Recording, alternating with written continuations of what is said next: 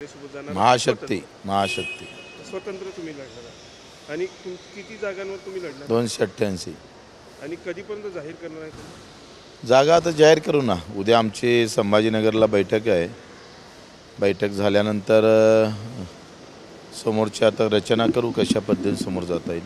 आता घडामोडी बघतो आहोत, कालच अमित शहा आले आहेत, महाराष्ट्र दौऱ्यावर आहे, आज पण आहेत, कसं बघता येईल? त्यात काय नवल आहे? 45 जागा जिंकण्याचा निर्धार केला विदर्भात. त्यांनी लोकसभेत तसाच निर्धार केला होता, ते सक्सेस झाले नाही. महाराष्ट्र आहे ना, हा गुजरात थोडा आहे. वित्त आणि महसूल विभागाचा विरोध डावलून चंद्रशेखर बावनकुळे यांची संस्था असलेल्या कोराडी देवस्थानला 5 कोटी रुपयाची जागा जी आहे ती नाममात्र दरात देण्यात आली आहे. त्या ठिकाणी नर्सिंग कॉलेज वगैरे उभारण्यात आले. हेतू चांगला असेल तर काही हरकत नाही. आता ते धोरणामध्ये बसत नाही असा उल्लेख वित्त आणि महसूल विभागाने केला आहे. का चांगल्या हेतूसाठी नियम तर कधी कधी त्यात काय विशेष आहे? अशा कित्येक जागा बडकवल्या काँग्रेसवाल्यांनी, भाजपवाल्यांनी पण. हो, कधीपर्यंत फायनल करणार आहात तुम्ही 228 जागा 88? 288 जागेची लिस्ट आता इतक्या लवकर काही फायनल होणार नाही. पण मला असं वाटतं का उद्याची बैठक झाल्यावर समोरचं आम्ही सांगू तशा पद्धतीने. काल अमित शहांनी बैठक घेतली आणि मिशन 45चा फॉर्म्युला महायुतीसाठी दिलेला आहे आणि त्यात तुमची देखील जागा आहे.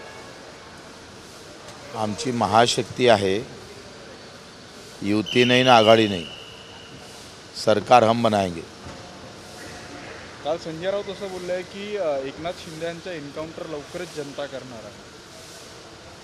संजय राऊत ते आता आकाशवाणी केंद्र आहे शिवसेनेचं, त्यांना रोज बोलावं लागतं, त्याच्यानं ते बोलत राहतात काहीतरी. अक्षय शिंदेच्या एन्काउंटरवरून जे आहे ते आता आरोप प्रत्यारोप सुरू झालेला आहे. विरोधक टीका करतात आणि सरकारकडून त्यांना दुतोंडी साप म्हटलं जातं. कुणाला? अक्षय शिंदेवरून सरकार आणि विरोधक दोघांमध्ये एकामेकांवर टीका सुरू आहे. सरकारकडून त्यांना विरोधकांना दुतोंडी साप म्हटलं जातं आहे, तर विरोधक या सगळ्या एन्काउंटरवर संशय घेतात. मला त्याच्यातली काही कल्पना नाही. हो, तुम्ही कसं बघता? एन्काउंटर झालेला आहे अक्षय शिंदे, काय मला कधी झालेलं आहे? 2 दिवस झाले. मला कल्पना नाही. आम्ही इथं शेती खेड्यात राहतो, गाव खेड्यात, टी व्ही पाहतच नाही. हां, बदलापूर एन्काउंटर प्रकरणानंतर काल ट्विटरवर एक ट्रेंड चालला आहे, #देवाभाऊचा न्याय. त्यावरती देवेंद्र फडणवीस यांचे सिंगमचे पोस्टर वगैरे खूप ट्रेंड चालला. काय सांगा? अरे पोलीस स्टेशनमध्ये जर जाऊन पाहिले ना, 75% ठाणेदार हे बगर पैशात कामच करत नाही या राज्यात. महाराष्ट्र सोडा, नागपूरचे जरी आपण पोलीस जर पाहिले तर किती लोकांना त्रास आहे, कशा पद्धतीनं त्याच्यावर कारवाई होते याचं तर खरं तर एखाद्यानं PhD करावं. कुठं वचक आहे? कुठल्या मंत्र्याचा वचक आहे महाराष्ट्रात? कुठलं खातं सांगा मला कधी अतिशय चांगल्या पद्धतीनं लोकाला न्याय देणारं आहे असं एखादं खातं सांगा. काल मला मॅसेज आहे, एका अपंगाकडून 2000 रुपये 200 रुपये ते चारित्र्याचा दाखला मिळवासाठी 100 रुपये पण पोलीस घेतात. 75% 25% जे चांगले आहे ते बिचारे बाहेर फेकले गेले. जे करप्ट आहे त्यांना व्यवस्थित पोस्ट दिल्या गेल्या राज्यामध्ये. भाऊ, प्रकाश आंबेडकर आणि रविकांत तुपकरला तुम्ही सोबत घेणार आहे का आणि किती जागावर लढणार आहे? ते आम्ही नाही ठरवणार. ते इतर मोठ्या लोकांसोबत बोलण्याचं काम राजू शेट्टी आणि संभाजीराजे करेल. मी ग्राउंडवरचं काम पाहिजे. आज अमित शहा कोल्हापुरात आहे आणि राजू शेट्टी काळे झेंडे दाखवणार असताना पोलिसांनी त्यांना नोटीस दिलेली, आंदोलन करू देणार नाही.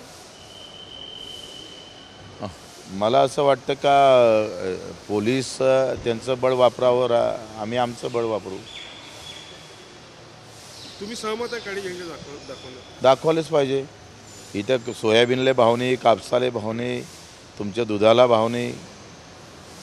लाडकी बहीण देतोय आपण, लाडका कर्तबगार भावाचं काय, कर्तबगार बहिणीचं काय, त्याच्यासाठी काय आपण करतोय?